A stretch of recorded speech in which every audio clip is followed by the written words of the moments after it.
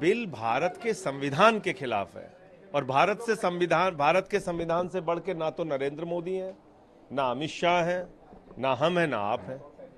तो भारत के संविधान के खिलाफ ये बिल है। और संविधान क्या कहता है? धारा 26 ये कहती है कि धार्मिक उपासना पद्धति की, मंदिरों में, मस्जिदों में, चर्च में, गुरुद्वारे में जाने की, पूजा पाठ करने की और उन संपत्तियों का प्रबंधन करने की पूरी स्वतंत्रता और आजादी इस देश के अंदर है। और उसमें किसी भी सरकार के हस्तक्षेप की कोई गुंजाइश दूर दूर तक नहीं है। ये धारा 26 कहती है भारत के संविधान की। आप एक वक्फ बोर्ड के बिल के बारे में भ्रामक खबरें फैला रहे हैं। आप कह रहे हैं ट्रिब्यूनल का फैसला अंतिम होता है, जो गलत है। आप हाई कोर्ट, सुप्रीम कोर्ट में जा सकते हैं और गए हैं लोग, कानूनी लड़ाई लड़े हैं, जीते भी हैं कई मामलों में। आप झूठी बात फैला रहे हैं, कह रहे हैं इससे 12,000 करोड़ की आमदनी हो सकती है। तो पकड़ के लाओ नीरव मोदी को, 20,000 करोड़ वसूलो, 12,000 करोड़ वक्फ बोर्ड को दे दो और 8,000 करोड़ रुपए सरकार के मुनाफे में ले जाओ। आपने 43 कंपनियों का 3,53,000 करोड़ माफ कर दिया और वक्फ बोर्ड का बिल लाने के लिए आप ऐसे बहाने कर रहे हैं। पता नहीं कहां से ये तर्क लेके आए। एक बात। दूसरी बात क्या है? मकसद ये है कि वक्फ बोर्ड की जमीनों को कब्जा करके अडानी को देना है।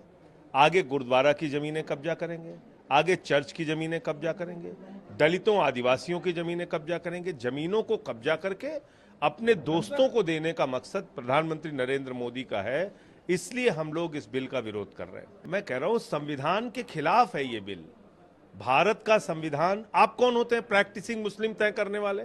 आप कह रहे हैं 5 साल तक एक मुसलमान अपने मुस्लिम धर्म के सारे नियमों का पालन करेगा। उसको देखेगा कौन?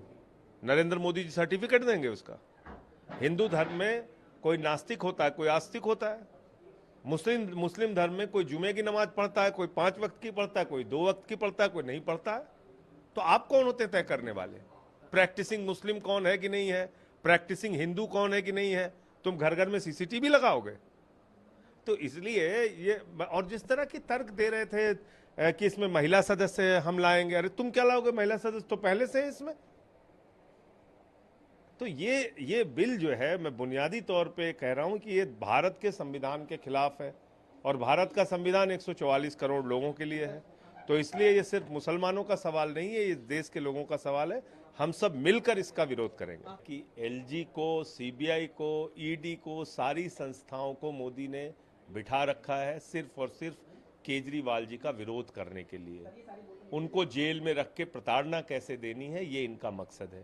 और इसी के कारण ये सब कुछ हो रहा है। न्याय मिलेगा? कोई सबूत केजरीवाल जी के खिलाफ नहीं है। कोई सबूत मनीष सिसोदिया के खिलाफ नहीं था। 17 महीने उनको रखा, मुझे 6 महीने रखा, क्या मिल गया? ऐसे ही केजरीवाल जी का मामला है, उनको ईडी कोर्ट से जमानत मिल चुकी है, सुप्रीम कोर्ट से जमानत मिल चुकी है। जबरदस्ती उन पर नया केस सीबीआई का बना के उनको जेल में रखा हुआ है। जिस दिन जवाब दाखिल करना है उस दिन सीबीआई भाग जा रही है, जवाब नहीं दाखिल कर रही है। तो ये क्या है?